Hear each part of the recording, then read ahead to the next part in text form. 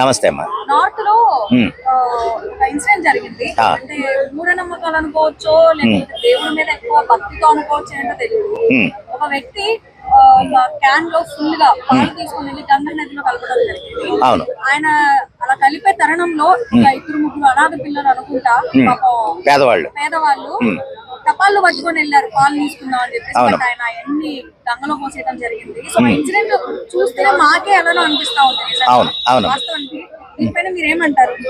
దానికి ఏమంటానంటేనమ్మా, చాలా దారుణం. ఎలాగంటే మనం ఒక పక్క నుంచి, అంటే అది మూఢనమ్మకాలు అనుకుంటాం, లేకపోతే మితిమీరిన భక్తి అనుకుంటాం ఏమో తెలియదు, కానీ అంటే తాగడానికి బతకడానికి ఇబ్బంది పడుతున్న ఈ రోజుల్లో, అంటే పాలు దొరకడం అంటే మనం ఒక లీటర్ కొనాలంటే 100 రూపాయలు దాటే ఉంది.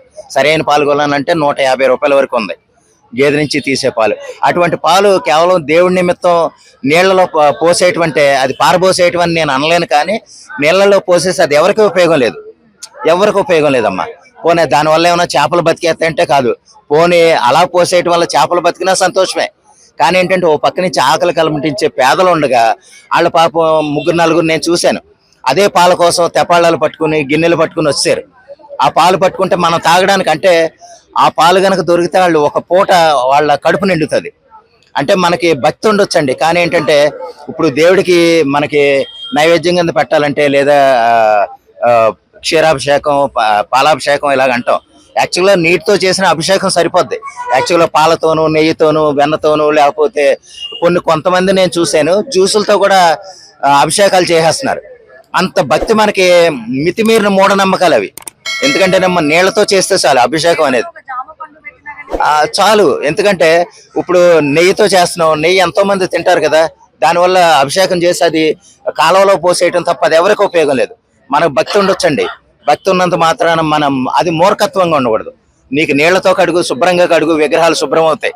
పాలు పోసేస్తానో, లేకపోతే నెయ్యి పోసేస్తానో, లేకపోతే జ్యూసులు పోసేస్తానో అది భక్తి కాదు. దీని మీద చాలా మంది ఇంకొన్ని మాట్లాడతారు. ఏంటంటే ప్రభుత్వాలు పెద్ద పెద్ద మాటలు చెప్తున్నాయి, కానీ ఇలాంటి ఘటనలు చూస్తుంటే దేశంలో ఎంతగానో పేదరికం ఏ స్థాయిలో ఉందో తెలుస్తుందని చెప్పి మనోళ్ళే కమెంట్స్ పెడుతున్నారు. అవునండి, మనం ఎలాగనుకుంటున్నాం అంటే మనం ఎంతో అభివృద్ధి చెందిపోయాం, పెద్ద పెద్ద కార్లలో తిరుగుతున్నాం, పెద్ద పెద్ద విలాసవంతమైన భవనాల్లో ఉంటాం అనుకుంటున్నాం. కానీ అదే పక్క వీధికి వెళ్తే గనక అక్కడే మనకి అడుక్కునే వాళ్ళు కనపడతారు. ఎంతో మంది పేదలు కూలి పనికి వెళ్ళే వాళ్ళు కనపడుతున్నారు.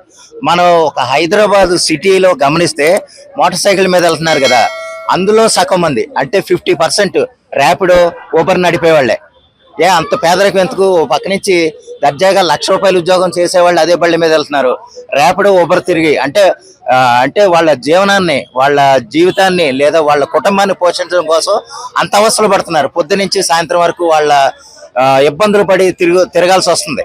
ఓ పక్క నుంచి మనం అభివృద్ధి చెందిపోయాం అనుకుంటున్నాం. ఇందాక మనం చూసిన లెక్కేస్తే ఆ పాల కోసం 2-3-4 తెపాళ్ళు వేస్తే నా కళ్ళనీళ్ళు తిరిగిన పరిస్థితి అమ్మా. ఎందుకంటే అంత దిగజారిన స్థితిలో ఉన్నాం. ఓ పక్క నుంచి మనం ఎంతో గొప్పగా అని చెప్పుకుంటున్నాం. చాలా దారుణమైన పరిస్థితి అనమాట. అటువంటి పేదలను ఏమన్నా గ్రహించి, లేకపోతే గుర్తించి వాళ్ళకి ఏదైనా సహాయ సహకారాలు అందిస్తే కనీసం ఎలాగుంటుందంటే మనం ఎంతో అభివృద్ధి చెందాం అనుకుంటాం. హాస్పిటల్కి వెళ్తే మనకు కనీసం ట్యాబ్లెట్లు కూడా మనం కొనుక్కోవాలి. ఏదో నామకాయ ఇచ్చే పారాసెటమాల్ లేకపోతే మెట్ఫార్మిన్ ఇస్తారు తప్ప అవసరమైన ట్యాబ్లెట్లు అయినా సరే మనం బయట నుంచే కొనుక్కోవాలి. ఒక గవర్నమెంట్ స్కూల్ అనుకుంటాం, గవర్నమెంట్ స్కూల్లో కూడా 30% గవర్నమెంట్ స్కూల్లో చదివే పిల్లలు పేదలే. ఎందుకంటే ఆ స్కూల్లో చెప్పే టీచర్లే, చదువు చెప్పే టీచర్లే, మాస్టర్లే ప్రైవేట్ స్కూల్లో చదివిస్తూ ఉంటారు. అంటే మనం ఎటువంటి పరిస్థితిలో ఉన్నాం, ఎంత దిగజారిన స్థితిలో ఉన్నాం అనేది మనం ప్రత్యేకంగా చెప్పక్కర్లే.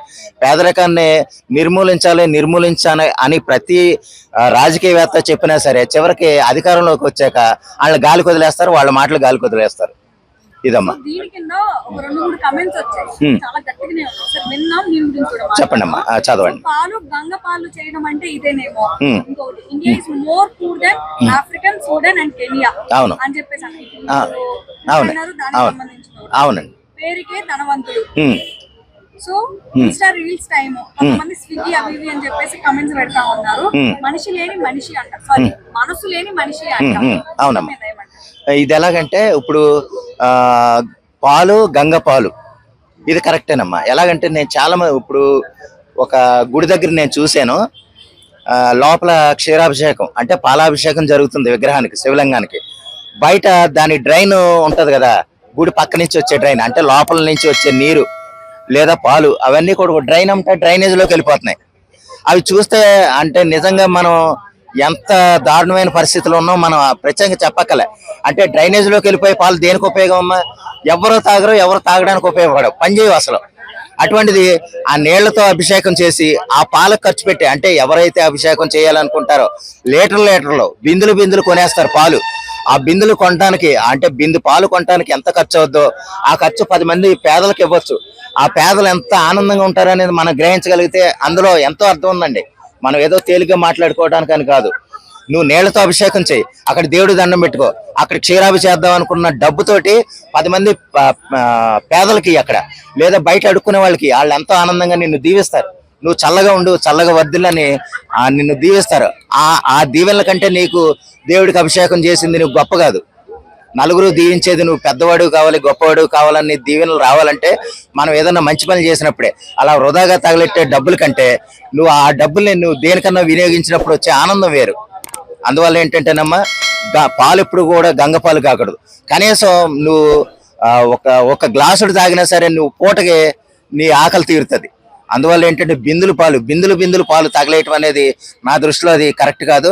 ఇదే విషయం గరికపాటి గారు ఒకసారి చెప్పారు. అలాగే పాలతోనూ నెయ్యితోనూ లేకపోతే వెన్నతోనూ జ్యూసులతోనూ ఎవర్రా మిమ్మల్ని చేయమన్నది?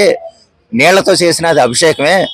అందువల్ల ఏంటంటే దేవుడి మీద ఉండాల్సింది భక్తి తప్ప ఆరాటం కాదు అని ఆయన స్పష్టంగా ఒకసారి చెప్పారమ్మా. ఆయన ట్రోల్ చేశారేమో నాకు తెలియదు, కానీ నేనైతే పాలతోనూ లేకపోతే వెన్నతోనూ నెయ్యితోనూ అభిషేకాలు చేయటాన్ని అయితే నేను సమర్థించను.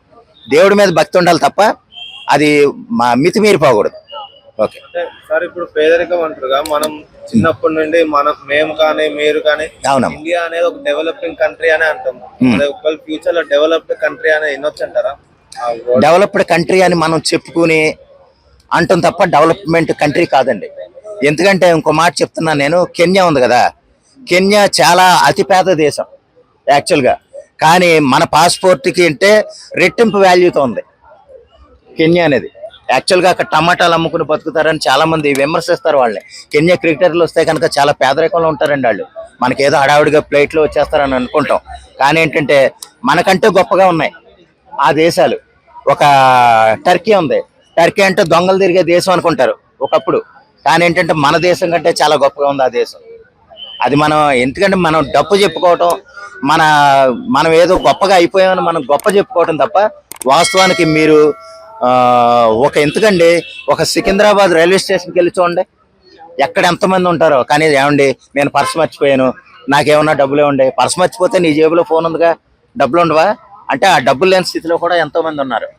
అదే మరి ఫ్యూచర్ లో ఇండియా డెవలప్మెంట్ ఏదైనా డెవలప్మెంట్ అయిందంటేనండి, ఇప్పుడు డెవలప్మెంట్ అన్న మాటకి నేను ఎలా అర్థం చెప్తానంటే, మన దేశం నుంచి ఇతర దేశాలకు వెళ్ళి కూలి పని చేసుకునే వాళ్ళు లేనంత వరకు ఇప్పుడు సౌదీలోను, ఇరాన్లోను, ఇరాక్లోను లేకపోతే కువైట్లోను ఎంతో మంది కూలి పనుల నిమిత్తం వెళ్తున్నారు.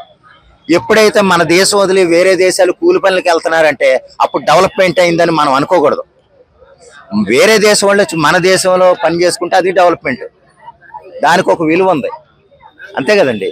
మన దేశం వాళ్ళు వెళ్ళి ఎక్కడెక్కడో దేశం, ఇప్పుడు అమెరికాలోనో లేకపోతే లండన్లోనో ఎక్కడెక్కడో పని చేస్తున్నారు.